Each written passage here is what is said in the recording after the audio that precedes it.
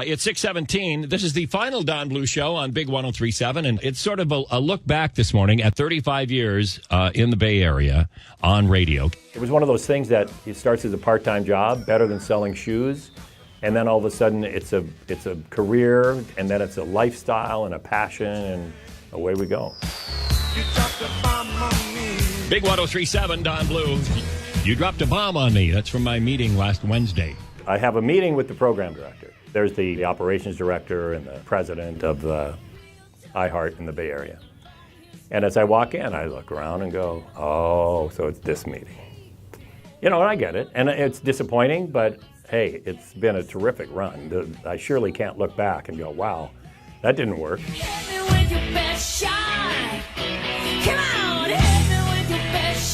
Came here in 1980, 81, whenever it was, from Los Angeles, and thinking, wow, you're going to love this station, love this town, this is it, Bay Area, San Francisco. Great thing about when I look back is that my job every day was just to get up and go in and entertain these people. Make it sound like you're having fun, let it come through the speakers, all that sort of stuff. So if it's fun, it works. Some people that are listening actually don't know about Mr. Ed the Talking Horse, so Mr. Ed is calling Uncle Hughes. Hello. Hello. Hi, can we help you? Hello. Sir, can you tell me what you actually like? I'm Mr. Ed. Hi, Mr. Ed. Every day was just, let's go have fun. Oh, wait, everybody was hooking up on this show, and I didn't even know about it. Oh, there were some hookups, but you will next. Big 103.7. Don Bluth in the morning. You're working hard. You know, you're doing your show, and there's something special about that last show, and you don't think it's going to be that big a deal because you do this thing every day. You do this show every day, and all of a sudden at the very end, it's a big deal. They always say that when you're out of work, now you can spend more time with your family, and I must say that you are my family. Right at that last moment, you realize, wow, this is it. So it's been a joy to play with you and laugh with you for the past 35 years. And thanks for being on the show.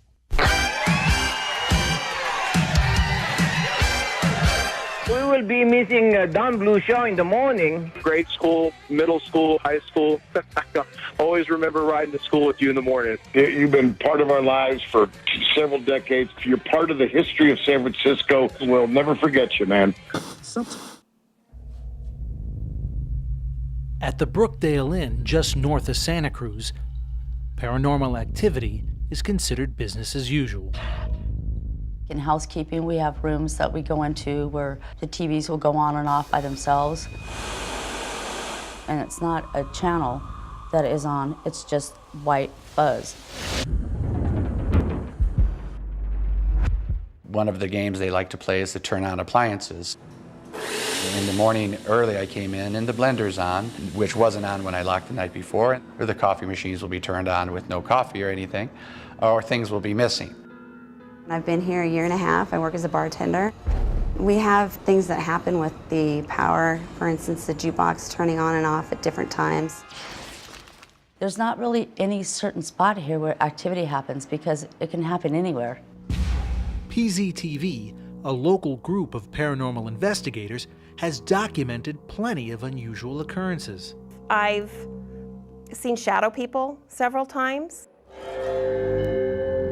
Not only did we see the shadows with our own eyes, we use special laser lights.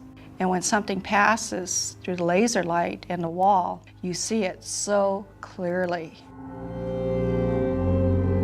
We were walking around the Brook Room, another investigator and myself. We actually heard music, laughter, the clanging of dishes, like people were having dinner. There is a lot of residual hauntings in that room. Over the last 2 years, the team has spent several late nights holding seances. Sarah, are you here? Hoping to find the answers. We try to talk more with the spirits so we can understand what spirits are here and who they are and why they're here. Did you used to work here at the lodge? In fact, some revealing clues can be found in the Brookdale's past. In the 40s, it became a popular Hollywood hangout to stars like James Dean, and Marilyn Monroe. But according to author Jeff Dwyer, a darker era in the inn's history helped shed light on the haunting. In the 1950s, gangsters, it said, started to move in because of its seclusion. They came up here and conducted some of their nefarious business, which included disappearances, kidnappings, and it said some murders, giving rise to some of the other ghosts that we see here at Brookdale. Although there are many ghostly visitors, only one spirit seems to call the inn home. The Brookdale was founded by Judge Logan. His niece, Sarah Logan, drowned in the creek, giving rise to one of the most famous ghosts found at this lodge. She's seen all over the place. People hear her singing, laughing, skipping through rooms. I think she loves it here. I think it's a place that she doesn't want to leave. The group has made a connection with Sarah and has recorded several EVPs. EVP means electronic voice phenomenon. It's something you pick up on a recorder, but you cannot hear with your ears. When we play it over, you can hear her say, "Time to play."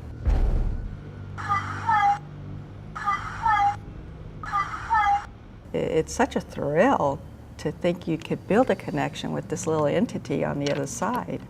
Whether it's the history or the haunting, the Brookdale Inn is worth the visit.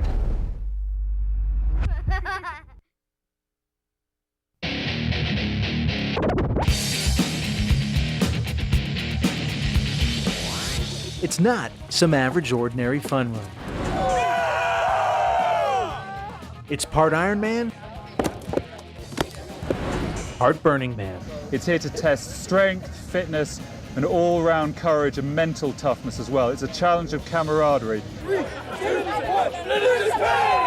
With 20 military-style obstacles, Tough Mudder is one intense personal challenge. So it might only be 7 miles, but we designed it to be the toughest one-day event you can possibly do. 5, 4, 3, 2, 1, go Mudders! And it doesn't matter how fit you are, how strong you are. You get into that 30-degree water or you're standing in front of these flames and they're chest height. Only then you're going to know whether you're really mentally tough and whether you've got the grit to just power through. You don't like to get muddy, you don't like to get wet. It's all mental. You just drive on. Woo! Although it's a lot of hard work, entrants will find a little time to play. Grease Lightning was awesome, sliding down the hill. We're just going back to our childhood and saying it's like a slip and slide. That's going to be fun, although it's going to be quite a shock at the bottom when they get into the cold water. Completing the event is an individual accomplishment. But getting to the finish line takes teamwork. 1, 2, 3! Most of these obstacles are going to be a lot easier if you work with other people. Yeah, some of the obstacles you can't do on your own. The walls are just too high. You've got to have someone else boost you over. It makes for a great atmosphere. And for some willing participants, they'll walk away with the ultimate badge of honor. Right now I'm getting my tattoo. It's a free tattoo, and it's a reminder that I actually did that race and I actually finished it. That was a pretty badass Tough Mudder run. I said life's short. You gotta see what you're made of. I came here, I conquered this mountain, and you know what? I had a blast with my buddies doing it. And that is what being a Tough Mudder is all about.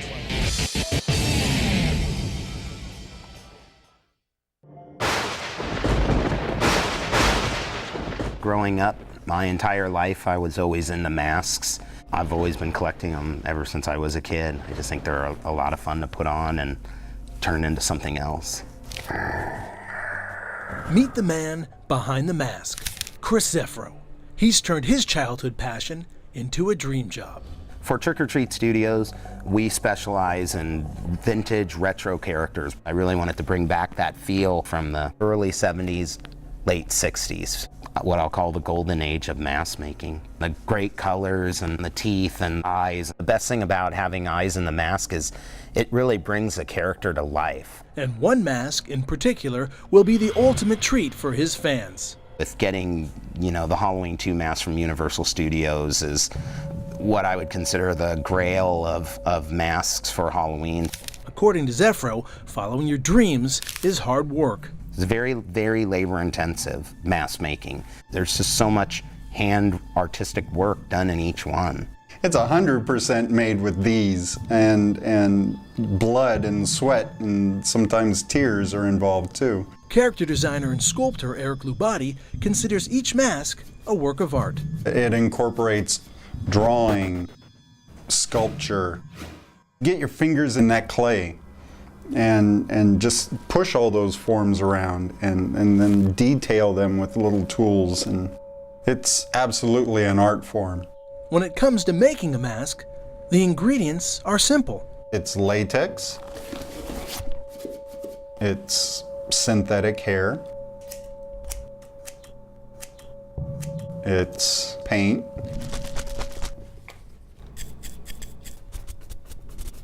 it doesn't have its character yet until you put on the accent colors, and when it comes to life is when the person puts it on and gives it a personality. That's the reward. Although Trick or Treat Studios sold over 60,000 masks this year, sales isn't the only measure of their success. There's a really warm feeling that goes through me every time we box something up and ship it out, that somebody is going to look at that and wear it on Halloween night and enjoy it. The first time I ever saw somebody trick-or-treating in my stuff, it was really cool to see somebody out there, you know, collecting candy with one of our masks on.